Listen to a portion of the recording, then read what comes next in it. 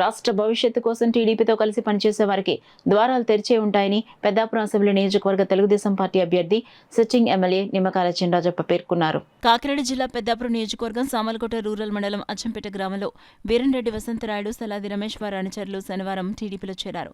వారందరికీ పెద్దాపురం అసెంబ్లీ తెలుగుదేశం అభ్యర్థి sitting MLA Chinarajappa పసుపు కండువాలు కప్పి సాదరంగా ఆహ్వానించారు.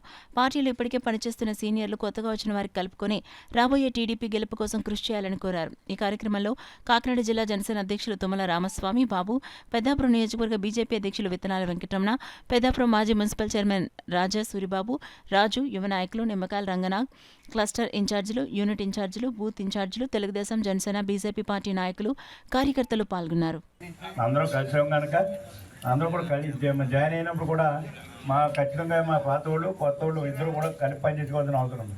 ఈ గ్రామాలు ఎంత ఎందుకంటే పార్టీ బాగుపడాలంటే మీరు పార్టీలోకి వచ్చారంటే ఈ గ్రామ అభివృద్ధి కోసం వచ్చారు. పనిచేసే వాళ్ళు అందరూ కూడా పదవులు ఆశించి రాలేదు. వీళ్ళందరూ పనిచేసే వాళ్ళు అందరూ కూడా ఈ గ్రామ అభివృద్ధి చెందాలి, 10 పనులు చేయాలి, 10 మందికి ఉపయోగపడాలనే ఉద్దేశంతో ఉన్నారు. మీరు కూడా అదే ఉద్దేశంలో ఉన్నారు.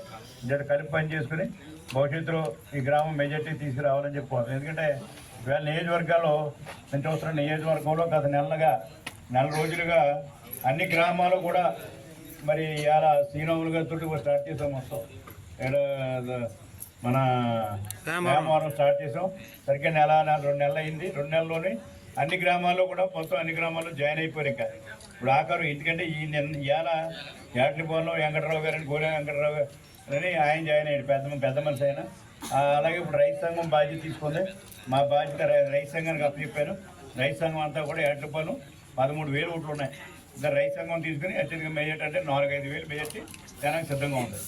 అంచేత మీ గ్రామం మన గ్రామం మీరందరూ కలిసి ఒక 1000 ఓటు మెజార్టీ తేవాలి బాధ్యత మనందరం మీద ఉంది.